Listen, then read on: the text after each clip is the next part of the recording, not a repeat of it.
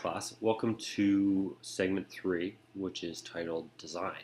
So this segment is also 3 weeks, and you're going to be building off the skills that you have been, cultivating in the first couple weeks, both in the written and in the visual sense. So last week, last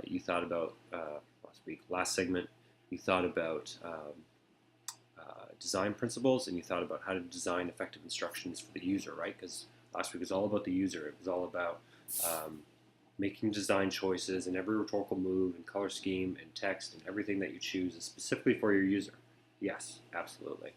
And we're going to be building on that this week, but focusing specifically on design. So the focus this week is more on what is called visual literacy, right? So literacy extends far beyond just the textual centric vision of what literacy is, right? We often hear literacy in terms of literacy rates of countries, and you measure what percentage of your population can read or write, right?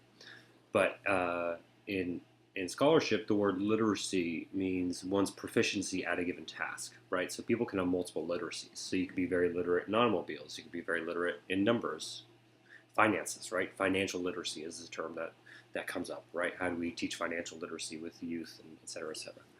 So I want you to think about multiple literacies for this week. So the literacy that we're going to be discussing this week and that you're going to be working on is visual literacy, right? So being able to look at images, specifically infographics, which is essentially just a term, it's a broad catch-all term that is essentially any visualization that displays any sort of data or information. Very broad.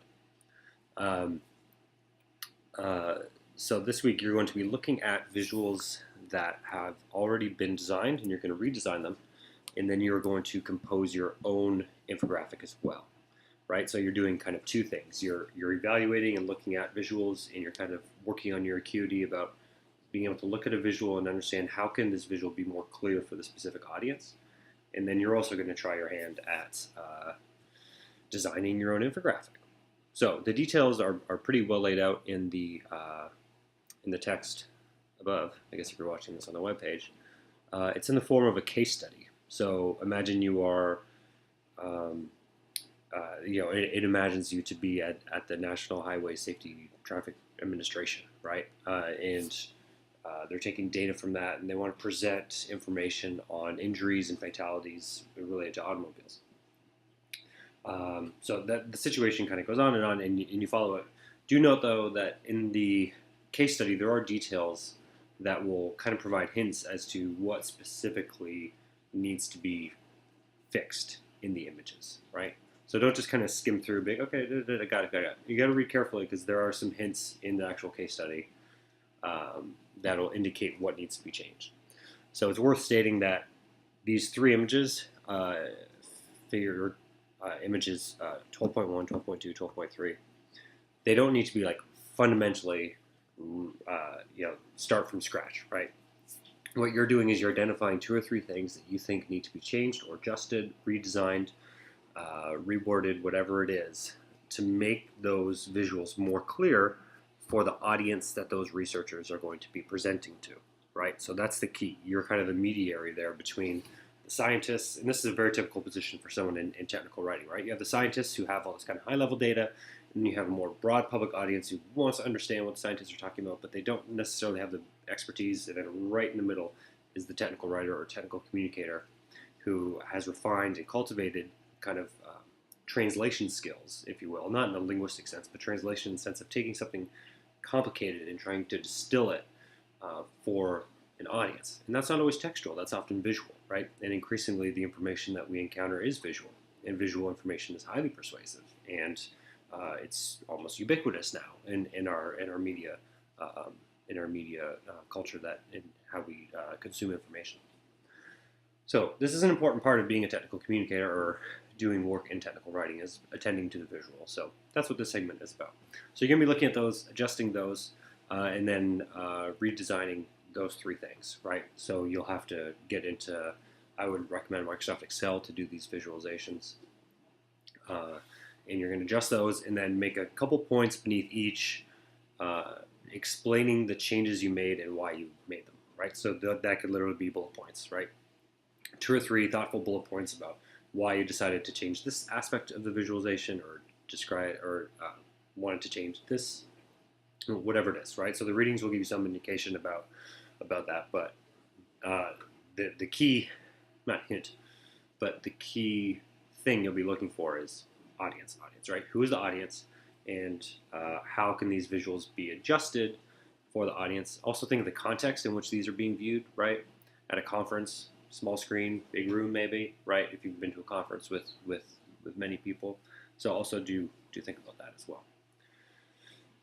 So after that, right, so in the case study, it envisions you to be working at this organization and to do that kind of work.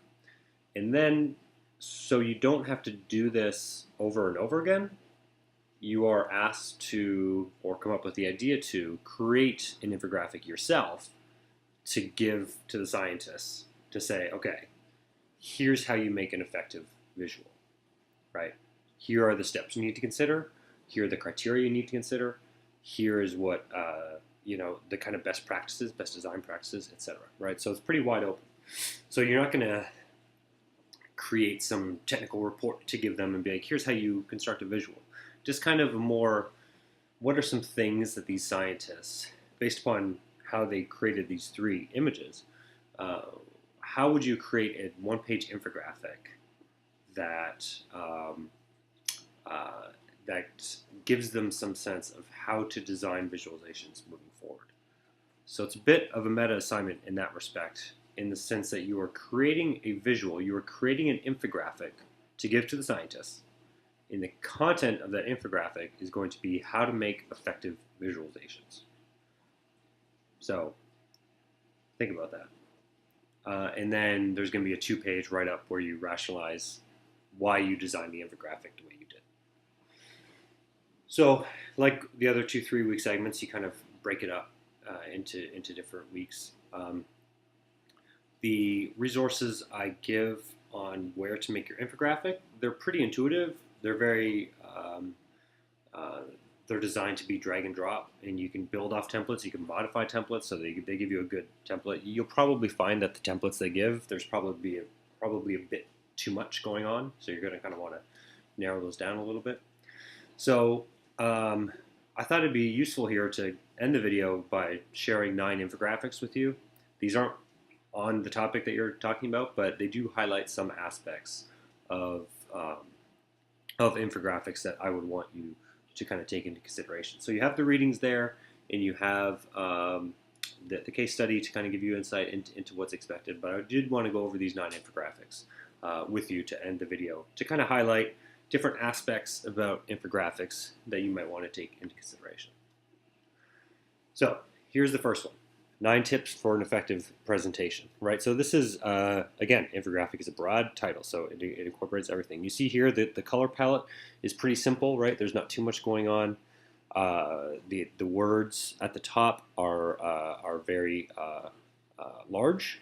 Now, I will say, because you'll be submitting this to audiences or to scientists who will be reading it on their desktop or just as a page, you don't have to grab the attention. This isn't something in a hallway that has to direct people's attention away from it. So you don't have to put the title that big, because then what that does is then it takes away from the rest of the space that you have. So the second infographic is actually pretty solid, and it might actually kind of resemble maybe how you want to approach it, right? So this is 5 tips to develop effective videos. So this is the kind of infographic where it's speaking to a specific audience, and it's kind of giving tips, and it's kind of handy, and it's also modeling the best way to design in the infographic itself. So it follows the kind of the Z pattern of design. You go 1, 2, left, right, left, right.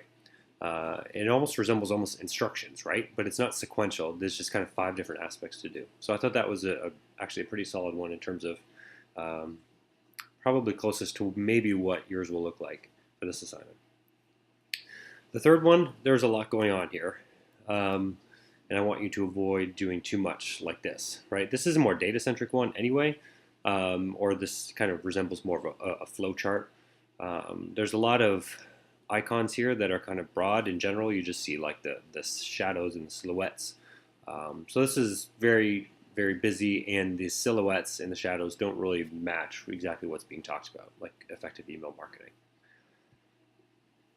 The fourth one This I chose this one because it keeps it simple, and it shows some sort of spectrum using color. See how they use um, the same silhouette, but obviously you're going from weight loss, so the silhouette's getting skinnier as you're going from left to right, so it's showing some sort of progression, and it's also using color there.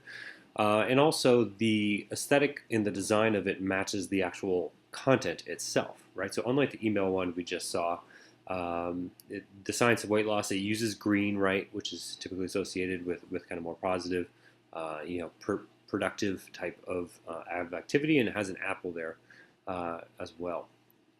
So the actual visual itself supports the actual content.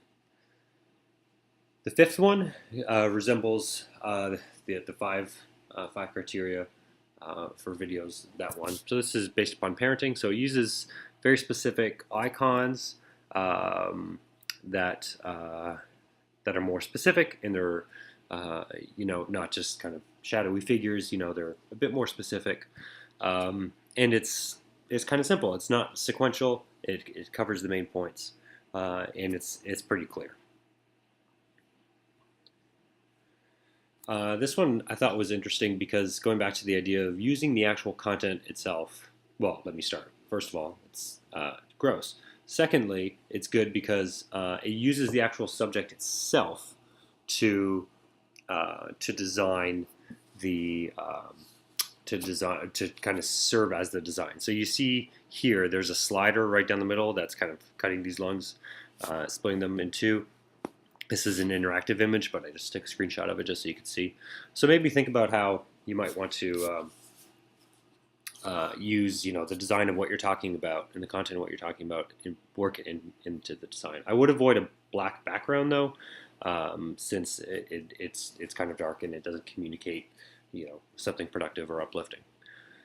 This I thought was a funny one. I just wanted to share it with you. Sometimes humor works. Limbs lost by demographic. If you are a Star Wars fan, you will get that. I just wanted to share that with you because it was worth it, because it was funny. The eighth one, if you remember the ALS, the bucket challenge, right? This again is leveraging the actual visualization of the bucket and the ice cubes, and it's kind of working downwards from there. This is almost like if you've ever played a board game, it kind of looks like that. The eyes follow, they use the white line there in order to follow, to guide, so you're not doing left to right, so you're actually kind of working your way down and it's guiding you through, et cetera, et cetera. Now, these are much more complicated than yours are going to be, especially this one. There's a lot going on here, and I think it's pretty ineffective because there's just too much going on. And the last one, this is a comparison, right? Marketing artists versus marketing scientists. It's kind of using caricatures of different types of people or different types of approaches. So compare and contrast is also another way that you can use your infographic as well. And if you don't want to use steps or criteria or anything like that. So I just chose this one because it gives you another organizational option to kind of do this way or that way to kind of juxtapose it. Okay. Well, that's all I want to say about the 9 infographics. I'm really curious to see what you guys come up with. If you want to send me drafts of your infographics or send me ideas or kind of sketches of them, email those along, and I'd love to give you feedback early on in the design process so you don't get too far. So if you have any questions, let me know. Otherwise, happy drawing.